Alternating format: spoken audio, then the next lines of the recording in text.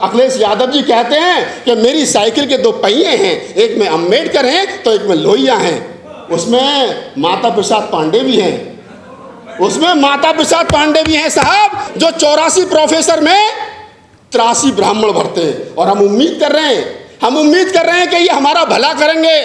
जितने साथी बैठे हो ना, डंडा ले लो हाथ में, पहले इन्हें सुधार लो, अपने वालों को सुधार लो।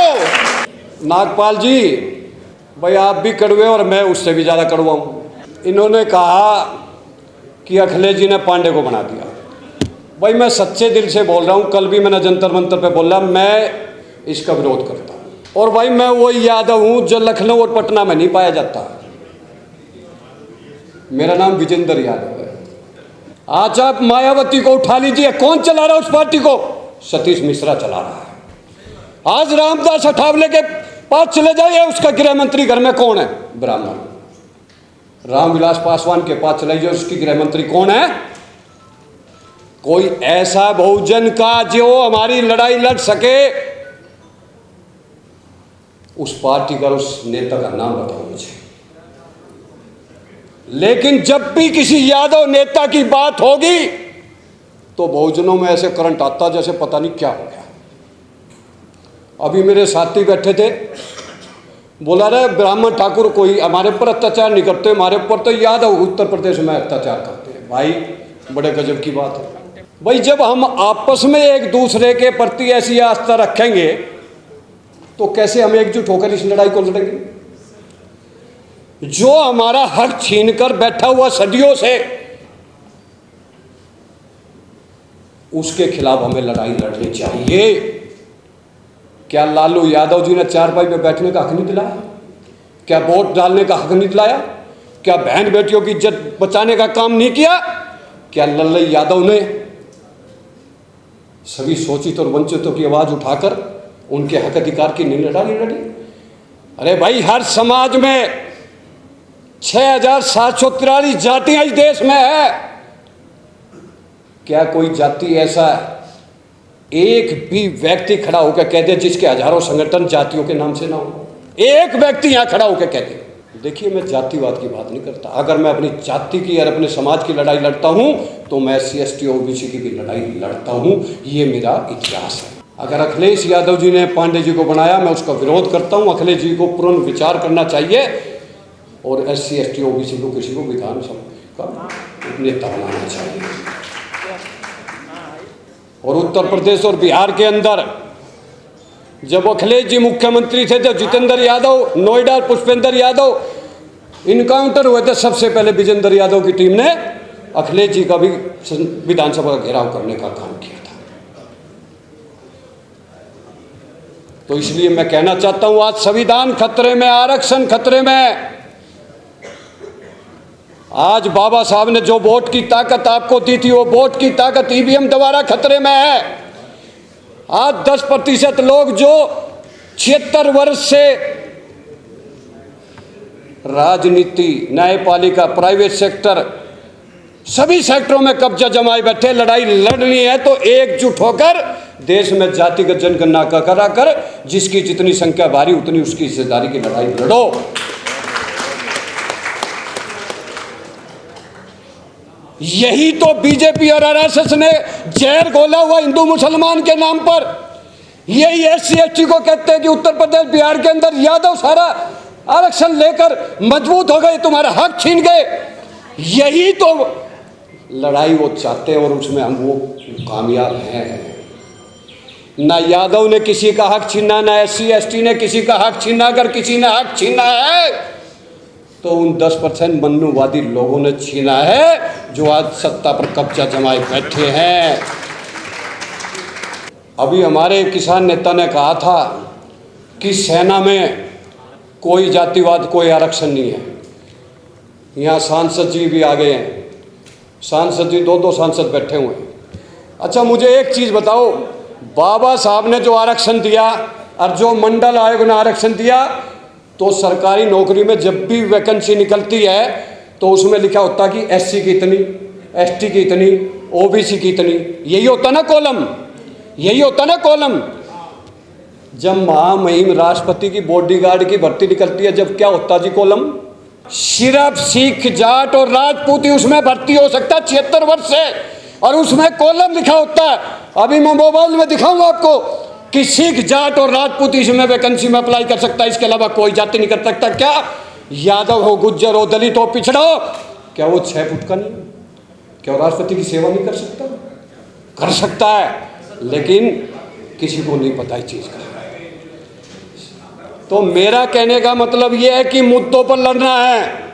आज संविधान को बचाना है, आरक्षण को बचाना है, संविधान को बचाना है, और ईवीएम को हटाकर बैलेट पेपर से चुनाव कराकर हम लोगों को अपने हक अधिकार की लड़ाई को लड़ना है। नागपाल जी ने पहले ही यादवों के बारे में बोला, जब यादव का नाम आता तो वैसे ही करंट आ जाता। भाई देखो, जो देश में सरकारी ठेकेदारी, जैसे सरकारी नौकरी में सरकारी खजाने से लगभग 2 से 3% हमारे जीडीपी की हिस्सेदारी सरकारी कर्मचारियों को मिलती है, लेकिन पूरे भारतवर्ष में केंद्र सरकार का 50 लाख का जीडीपी है, लेकिन पूरे भारतवर्ष के राज्यों को मिलाकर, केंद्र सरकार को मिलाकर पूरी जीडीपी का 20%, करीब करीब 60 लाख करोड़, अलग अलग रेलवे हुआ, पीडब्ल्यूडी हुआ, शहरी विकास मंत्रालय हुआ, इनमें लगभग हर वर्ष 60 लाख करोड़ की ठेकेदारी के द्वारा से 10% मन्नुवादी लोगों के ठेकों द्वारा उनके पास हमारे हक अधिकार की पैसा जाने का काम कर रहा है। जो हमें आरक्षण मिला था और उस आरक्षण की वजह से जो हमारे को नौकरियों में हिस्सेदारी मिली थी, वो बाबा साहब अंबेडकर की वजह से 7.5 और 15.5% मिला था। और मंडल आयोग की सिफारिश के आयोग पर हमें 27% आरक्षण मिला था। वो आर्थिक न्याय पर मिला था, लेकिन इन मन्नुवादियों ने उसको भी सामाजिक न्याय का नाम देकर हमें भ्रमित करने का काम किया। तो उसी तर्ज पर हमारी डिमांड है वी द पीपल और सभी संगठनों की इस देश की तानाशाही सरकार से। और सभी ने कहा कि देने वाले बनो, मांगने की जरूरत नहीं है। भाई मुझे एक चीज बता दो, 131 सांसद तो बाबा साहब ने जो आरक्षण दिया हुआ उससे हर 5 साल में लोकसभा में पहुंचते हैं, और तकरीबन 90% SC ST और OBC के सांसदों को मिला ले तो आज भी अगर शाम को प्रेस कॉन्फ्रेंस करके देश के प्रधानमंत्री को यह कह दे कि जातिगत जनगणना करनी होगी वरना इस्तीफा दे देंगे, तो आपको अगले चुनाव की जरूरत नहीं पड़ेगी और आज ये सरकार गिर जाएगी। लेकिन ऐसा नहीं होगा कि सरकारी ठेकेदारी में भी अगर 90% बहुसंख्यक समाज के जो लोग बड़ी बड़ी कंपनियां बनाकर ठेकों की लाइन में लगे हुए हैं, अगर उनको हिस्सेदारी मिल जाए तो ये डायमंड वर्ग आर्थिक रूप से भी बहुत मजबूत हो जाएगा। और जो देश में अभी आपने देखा हुआ बारिश के अंदर बिहार के अंदर 33 पुल गिर गए, गुजरात देख लीजिए, तमिलनाडु देख लीजिए, मध्य प्रदेश देख लीजिए, जगह जगह पुल, हाईवे, रोड सब खराब हो जा रहे हैं। इसका यही कारण है कि वो मन्नुवादी ठेकेदार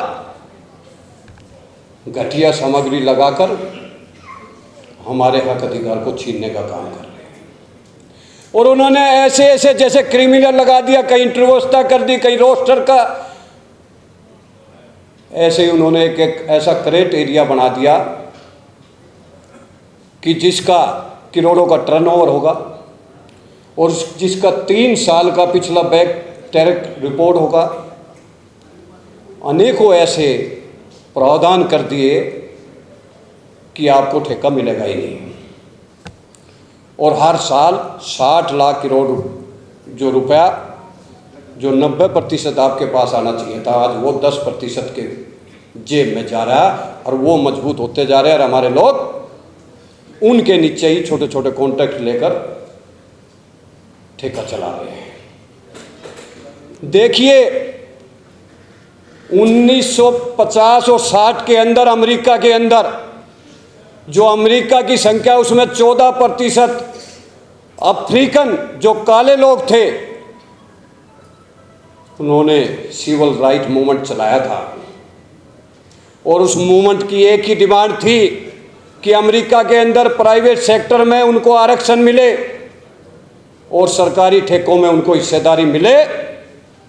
और वो आंदोलन कामयाब हुआ और 1964 के अंदर अमेरिका के अंदर अफर्मेटिव एक्शन के नाम से एक आरक्षण लागू हुआ और उन काले 14% अमेरिका के अंदर उनको प्राइवेट सेक्टर में आरक्षण और सरकारी ठेकों में हिस्सेदारी मिली। इसी तर्ज पर वी द पीपल सभी संगठनों के माध्यम से देश के सभी 90% डायमंड वर्ग लोगों के हक अधिकार के लिए ये डिमांड करती है कि उस अमेरिका के अफर्मेटिव एक्शन आरक्षण की तर्ज पर अगर हमारे डायमंड वर्ग के बहुजनों के जो विपक्ष में इंडिया गठबंधन में है, अगर वो इस मांग को उठाएं और उसकी तर्ज पर एक नया कानून बनाकर सरकारी ठेकेदारी में हिस्सेदारी मिले, तो हमारे लोगों को आर्थिक रूप से मजबूत होने से कोई रोक नहीं सकता।